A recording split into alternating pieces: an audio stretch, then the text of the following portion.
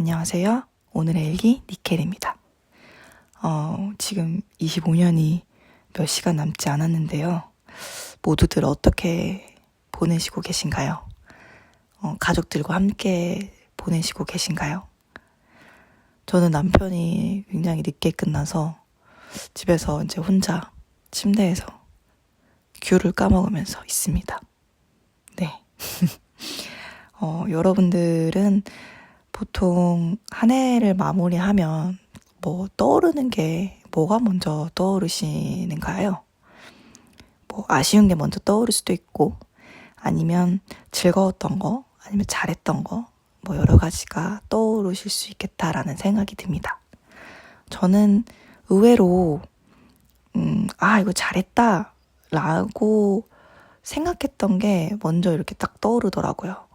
사실 저는 되게 오늘이 기다렸기도 했고요. 그러니까 무슨 말이냐면, 전 작년, 그러니까 24년이죠. 너무 후회됐던 한 해였었어요. 그게 뭐였냐면, 제가 기록을 하나도 해두지 않았던 게 너무 후회가 됐었어요.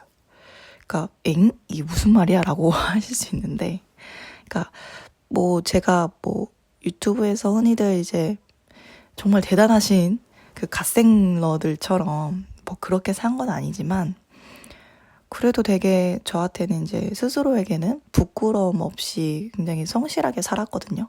그리고 물리적으로도 그랬지만 또 정신적으로도 이제 때때마다 치열하게 이제 고민하고 또 내적으로도 많이 아팠고 그러면서 이제 성장했던 게 분명히 있었던 것 같은데, 이게 일기든 아니면 키워드만 메모장에 남겨두든 뭘 적어놓은 게 없어서 정말 남는 게 하나도 없더라고요. 그래서 좀 많이 억울한 느낌이 들고 굉장히 허무하고, 누가 나한테 사기친 것도 아닌데 되게 눈 뜨고 코 베이는 느낌? 그런 허탈한 느낌이 많이 들었었어요. 그래서 작년에 그게 정말 후회가 많이 됐었고, 그래서 25년도에는 그러니까 뭐가 됐든 기록을 좀 남겨놔야겠다, 그런 다짐을 했었거든요. 그래서 이제 올해 이게 일기를 쓴다거나 뭔가 쓰는 게 귀찮더라도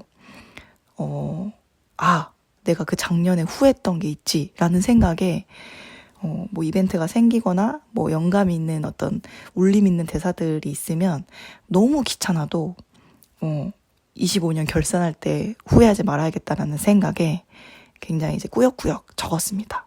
그래서 대단하게 많은 기록물들은 아니지만 어쨌든 그 꾸역꾸역 했다는 그 과정들이 참 기분이 좋고, 그 과정들이 어쨌든 물리적으로 기록에 남는 걸 보니 그래, 잘했다, 그래, 수고했다, 네, 그런 격려를 스스로에게 해주게 되더라고요. 기록이라는 게 꼭 글이 아니어도 되고, 이제 그림, 음악, 또 누군가한테는 이제 시가 될 수도 있겠죠. 저는 그림이라고 하면 그릴 수 있는 게 졸라맨밖에 없어서 오히려 이게 고문이더라고요. 근데 또 잘 그리시는 분들은 정말 대단하시더라고요. 근데 그러면서도 되게 자기 희열을 느끼고 스트레스를 해소하고 그러시는 분들도 계시더라고요. 네.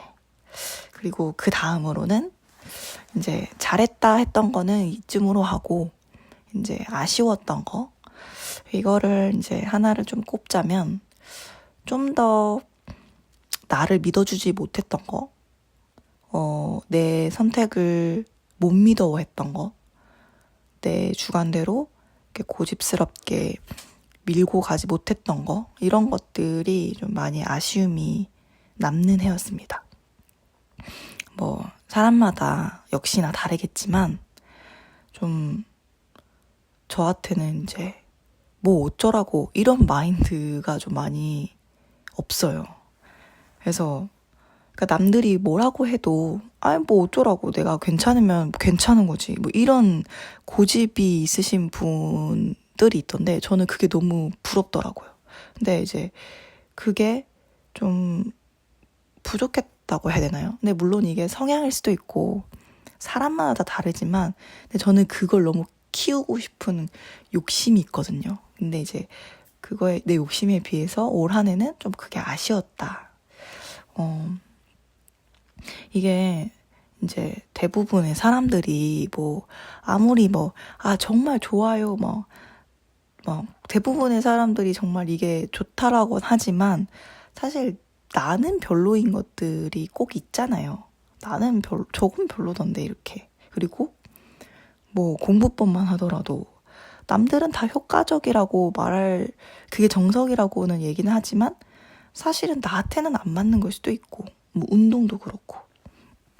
근데 이제 나만의 방법이 있는데 제가 자꾸만 이제 그러니까 나한테 잘 맞는 걸 생각하는 게 아니라 막 유튜브를 보면서 막 팔랑귀처럼 막 아니 제목도 사실 그렇잖아요. 뭐 절대 이렇게 하시면 안 돼요. 뭐 최고가 되려면 뭐 성공하려면 반드시 해야 되는 한 가지 습관 막 뭐 이런 것들 보면은 막 제가 팔랑귀가 돼가지고 이렇게 안 하면 마치 내가 잘못 가는 느낌인 거고 내가 뭔가 원하는 목표를 이루는데 시간 낭비를 꼭 하고 있는 것 같은 막 그런 느낌이 들어서 그래서 계속 줏대 없이 되게 굴었던 것 같아요. 근데 그게 돌아보면 한 해를 돌아보면 오히려 그게 또 시간 낭비였던 것 같고 그러니까 오히려 나의 내면의 소리에 귀를 기울여 줄 걸 좀 그런 생각들을 했습니다.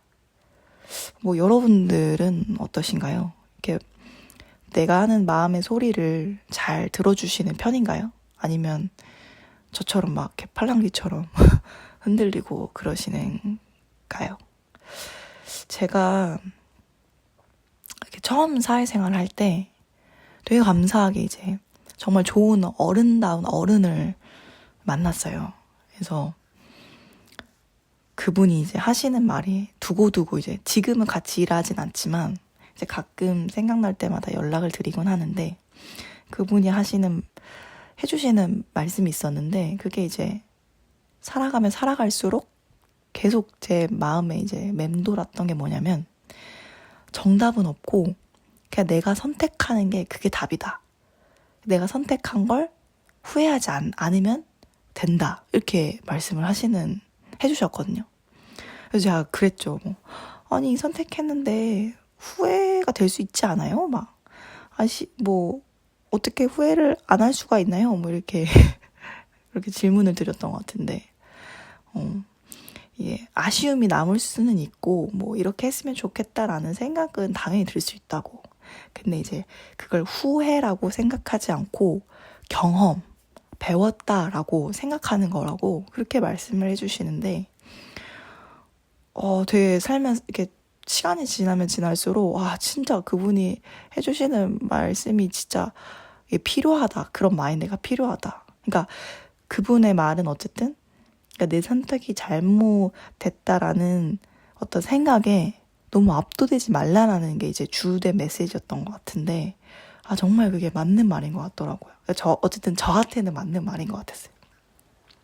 이게 삶이라는 게 이게 무자르듯 이렇게 댕강하고 딱 이렇게 잘리는 것도 아니고 이렇게 딱 떨어지는 것도 아니고 수많은 변수와 또 사람들과의 어떤 복잡 미묘한 관계 속에서 오는 뭐 아이러니 또 이성으로만 살 수 있는 것도 아니고 그렇다고 감정대로만 살아갈 수도 없는 그 어떤 것보다도 굉장한 이 융통성이 필요한 이런 삶 안에서 뭐 이제 유튜브에서 말하는 뭐뭐 하는 방법 뭐뭐 되기 뭐 이런 단순하고 1차원적인 해답들로만 이제 자꾸 그러니까 그거를 참고만 해야 되는데 저는 자꾸만 그 단순한 어떤 해답들로 나를 끌고 가려고 했던 것들, 나를 해석하려고 했던 것들을 좀 뒤돌아보면서